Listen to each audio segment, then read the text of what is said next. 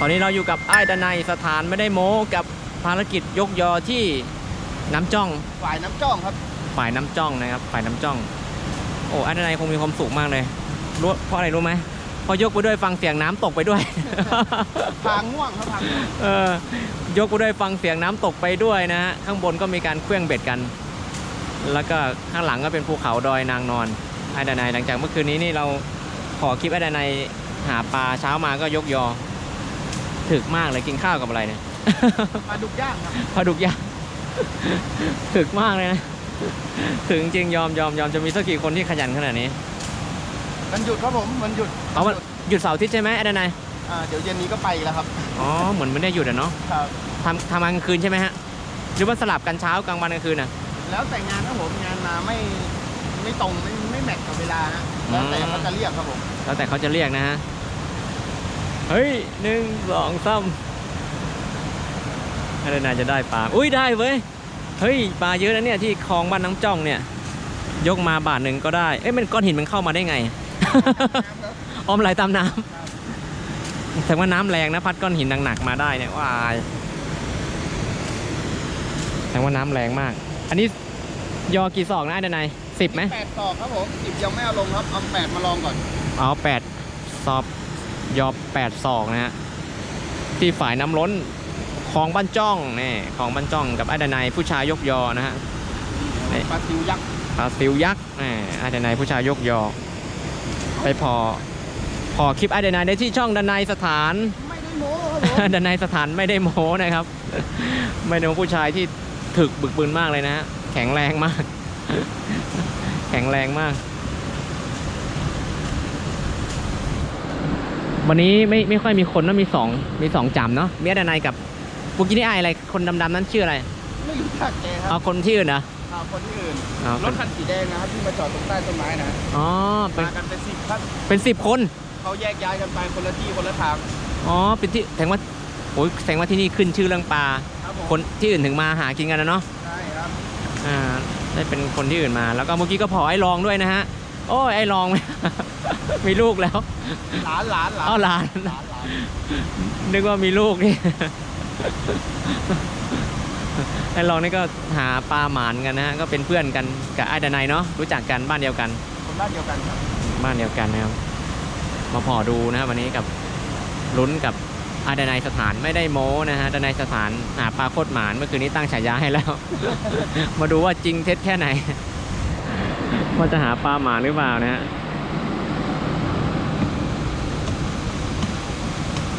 อึ๊บเฮ้ยได้ก็ได้ครับได้อุ้ยยกแต่ละบาทได้อุ้ยปลาอะไรแหลมปลาจอนครับผมปลาจอนเฮ้ยไม่เคยเห็นแล้วเนี่ยปลาหมูไหมคล้ายๆกันครับแต่ว่าไม่ใช่เฮ้ยปลาจอนปลาเข็มปะคล้ายๆเหมือนกันคล้ายๆปลาลากกล้วยเนาะคล้ายๆกันครับ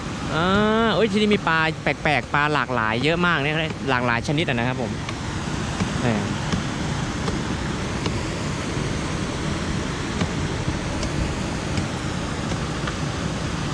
ผมลองใส่สวิงดูมันหล่นนะฮะอันนี้ห้องปลาจอนทรายนี่ปลาจอนทรายนะครับเป็นปลาเนื้ออ่อนเนาะใช่ไหมเพราะดูเนื้อมันน่าจะไม่ค่อยมีก้างด้วยเนาะก้างมันนิ่มๆครับเอากินได้เนาะโอ้สุดยอดครับผมเนาะทอดให้กรอบนี่อร่อยกว่าปลาไข่อีกฮะเฮ้ยจริงเหรอครับผมเนี่ยทำให้อยากแล้ว เอาทาเกลือเอาโรยเกลือแล้วก็ย่างหอมสุดยอดครับ เนี่ยรู้จักชนิดของปลานะวันนั้นคุยกับไอ้รองก็หยิบยกมาปุ๊บรู้เลยปลาอะไรวันนี้คุยกับไอ้ดนัยก็เหมือนกันนะฮะรู้เลยเหมือนกันว่าปลาอะไรเป็นปลาอะไรนะฮะเฮ้ย1 2 3โอ้ยโดนออกไปแล้วตัวนึงปลากระจกไม่เอาเนาะก้างมันหลายนะฮะปลากระจกกับยอ8 ศอกหรือว่าตั้งจำนะกับไอ้ดนัยสถานวันนี้มีความสุขจังเพราะว่าอะไรรู้ไหมไม่ร้อนแต่ไม่ร้อนครับแดดไม่มีไม่ร้อนแดดไม่มีแต่ไอ้ดนัยยกอาจจะเหนื่อยหน่อยวันนี้ใช้ยอตาตีครับมันจะหนักหน่อยอันนั้นก็จะเป็นแฟนไอ้ดนัยนะฮะน้องแสงนวลน้องแสงนวลกำลังข ขยันจริงผัวเมียคู่นี้เนี่ยเอาเงินไปทำอะไรหมดไม่รู้ ไปผ่อนบ้านผ่อนรถ ขยันจริง ๆ เลย ผ่อนเมียกับพ่อตาทุกเดือน นึกว่าฝังหายไว้ ที่ไหนจะได้ไปขุด ไม่หยุดไม่หย่อนเลยนะ ทั้งทำงานด้วยทั้งยกยอด้วยทั้งอะไรด้วย โอ้ยอมขยันจริง ๆ เฮ้ย ตื่นเต้นตอนยกนี่แหละ ได้ก็ ได้อยู่ครับ ได้อุ้ยได้อยู่เว้ยยกมาแต่ละทีก็ได้อยู่1ตัว2ตัวปลากระจกใช่ไหม อันนี้ปลาซิวข้าวครับ ปลาซิวอ้าว ครับผม ปลาซิวอ้าวนะฮะปลาซิวอ้าวคือปลาซิวตัวใหญ่ๆเนาะปลาซิวยักษ์นะฮะเรียกคล้ายๆบ้านเราทางอีสาน ลงไปปลาซิวข้าว อันเดนายอายุก็ประมาณ37นะพอกับไอวีนะฮะอายุเดียวกันแต่ แปดพอละ อายุก็พอกันแต่เรียกอ้ายแล้วกันเนาะเรียกพี่แล้วกันนะฮะจะได้แบบว่ากันเองนะฮะนี่อันนี้ก็เป็นทางเป็นก้อนหินทางลงมาเอาไว้ยกยอกันนี่อยากดูคลิปแบบอัดนายกับหญิงหนึ่งเนาะ สักวันครับสักวันต้องมีครับ แบบว่าประชันกันยกยอประชันกันอย่างเงี้ยแต่ก็อย่างนี้มันขึ้นอยู่กับดวงเหมือนกันเนาะ อยู่กับดวงครับ นี่กับดวงเหมือนกันโอ้นี่บรรยากาศดีนะฮะฟังเสียงน้ำตกน้ำไหลลินๆชิว กระจก ๆได้ก็ กระจกก็ล้วนครับ ปลากระจกนะเป็นปลากระจก วันของไม้หน่อยเอามาเกี่ยวกับนี่ อันนี้ตัดให้มันอันร่มรื่นใช่ไหมให้มันไหนเขาเรียกอะไร เราจะวางยอตรงนี้ครับผม อ๋อข้างในนี่เหรอ ครับ จะย้ายเนาะ ครับ อาจจะย้าย นี่น้ำมันแรงเกิน เวลายกแล้วมันต้องแรงต้านเยอะมันใช้กำลังเยอะนะ ครับผมเดี๋ยวพุงจะยุบครับ ไม่ต้องห่วงแล้วพุงอ่ะ ให้มันยุบ มีกลัวพุงยุบด้วยนะฮะพี่ดนัยถามอะไรได้ไหม ครับ หนักเท่าไหร่ ตอนนี้ 96 ครับ โอ้ไม่ถึง100นะครับอีก4กิโลเอง อีก4กิโลเองนะ 96นะครับผมเดี๋ยวพี่นายก็จะลดแล้วก็หุ่นดีซิกแพคนะครับ ไม่น่าจะเกิน กลัวมันหายครับ เดี๋ยวต้องกลับไปกินเยอะ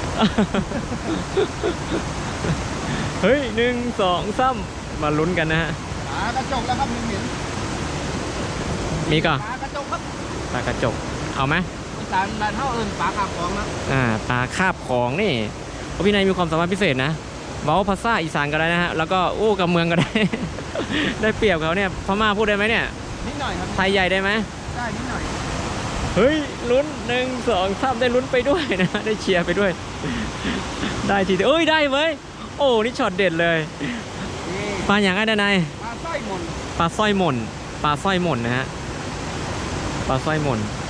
ปลาโอ้ อัดไซส์ขึ้นมาอีกหน่อยครับใหญ่ขึ้นมาอีกนิด อันนายวันนี้หมานไหมยอมแล้วล่ะขึ้นชื่อละโคตรหมานี่คือตั้งฉายาให้ถูกแล้วนะครับผม หมานจริงๆด้านในสถานหาปลาโคตรหมาเลยนะเมื่อคืนนี้ตั้งให้แล้ว วันนี้มาพิสูจน์แล้วจริง จริงยกทั้งวันนี้น่าจะได้หลายโลเนาะ ก็วันนี้กะสัก2 โลครับ 2 โลนะฮะ หวังไว้นะฮะ วันนั้นไอ้ลองได้ตั้ง3-4 โลไหมฮะน่าจะ5-6 โล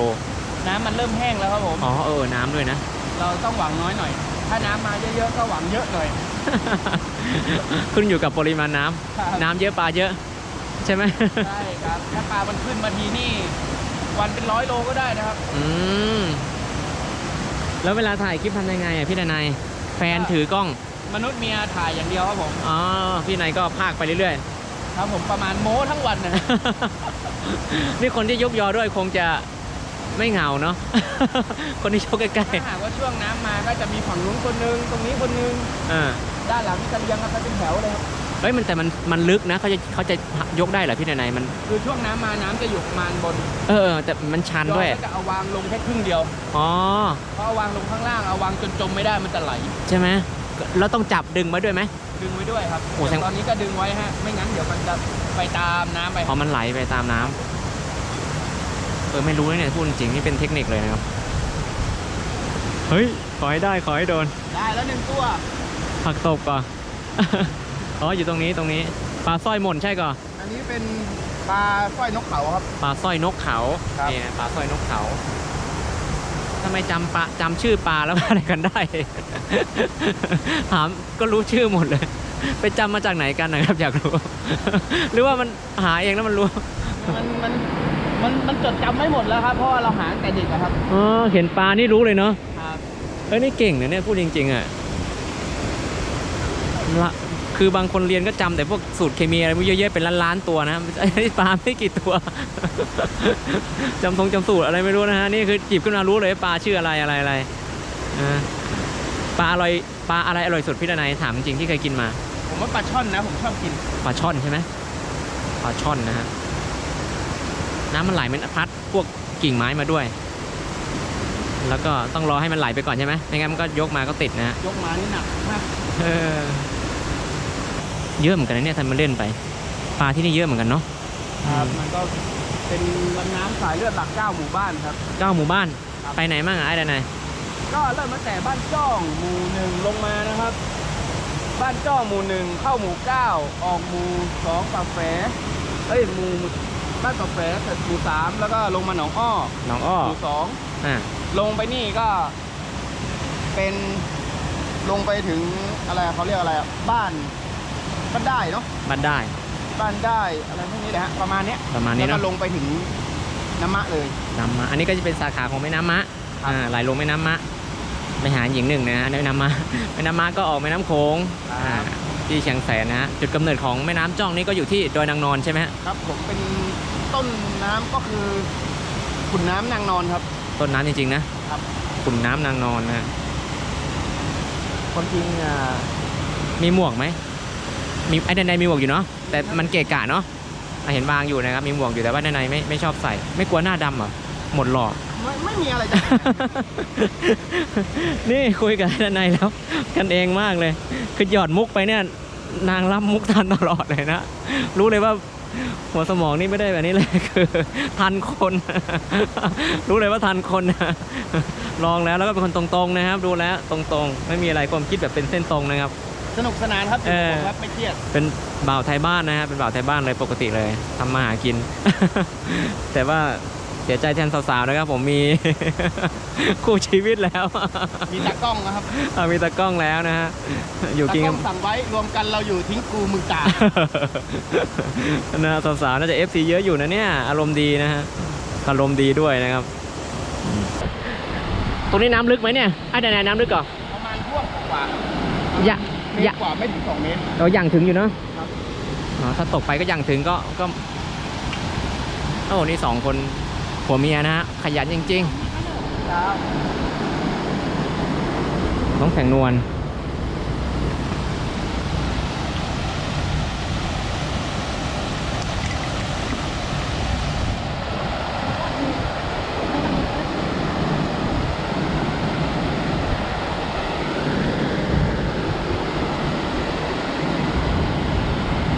กำลังดึงต้นชำชาน่าจะเป็นต้นชำชาใช่ไหมจามจุรีเนาะต้นชำชานะเพราะมันจะโอเคต้องฟันนะครับมันจะได้เดินไปยกยอตรงนั้นได้เพราะปาล์มจะชอบอยู่ตามร่มๆหน่อยจะได้ไม่เกะกะยอเรานะฮะตามหลักก็ต้องฟันนิดหน่อยต้นนี้โตเร็วมากแล้วก็เปาะจามจุรีเนี่ยสีชมพูนะครับผมหรือว่าต้นชำชาเนี่ยพอได้มามันก็ดีใจนะก็ไม่เหนื่อยต้องยกแบบถ้ายกมาเปล่าๆนี่ มันก็เหนื่อย รู้สึกว่าจะหมดกำลัง เห็นไหม ถ้ายกรอบไหนยิ่งได้ปลาเยอะยิ่งมีแรงเยอะครับ เป็นเรื่องของความรู้สึกเลยนะฮะรู้สึกล้วนๆเลยที่ถ้าได้มามันก็เหมือนรางวัลนะเนาะเหมือนเราเล่นเกมได้รางวัลมาแล้วก็ดีใจนะครับถ้าไม่ได้มันก็อาจจะเหนื่อยหน่อยเหงื่ออาจจะออกแล้วล่ะเพราะว่ามันไม่มีแดดแต่ว่ามันอ้าวอบอ้าวนะฮะผู้ชายยกยอนะฮะโอ้มีหลายช่องอยู่ด้านในแต่หลักๆก็น่าจะเป็นด้านในสถานไม่ได้โมเนาะช่องหลักนะครับเฮ้ยได้ไหมเนี่ยมันสนุกตรงลุ้นนี่แหละปลากระจก ได้อยู่ตัวนึงฮะลูกปลากระดิ่ง ลูกปลากระดีเอาที่ว่าเอาเป็นเหยื่อปลากดใช่ไหม ครับผม นี่ไงลูกปลากระดีตัวเล็กๆนะเมื่อกี้ฟังเล่าแล้วว่าเอาเป็นเหยื่อปลากดเพราะตรงนี้วิวสวยนี่ลูกปลากระดีงามตายแล้วนี่ตายยัง ตายแล้วครับ ตายแล้วนะฮะมัน โดนบีบถ้าจะตายแล้วครับ มันบอบบางไปหน่อย มันไม่ค่อยทนนะไม่เหมือนปลาหมอนี่เท่าไหร่ก็ไม่ตาย ถ้าได้ลูกปลาหมอมาสุดยอดเลยครับปรากฏชอบ อ้าวนี่ไงต้องเวลาจะเอาเป็นเหยื่อล่อมันต้องทำให้ตายก่อนไหม ไม่ครับไม่ เอา เกี่ยวหลังเลยครับ เกี่ยวหลังให้มันดิ้นๆอย่างนั้นเลยเหรอ ครับ แต่ว่าปรากฏเป็นปลากินเนื้อถูกไหม เป็นนักล่าแม่น้ำเลยนะครับ ปรากฏเนี่ยนะ เป็นนักล่าแม่น้ำ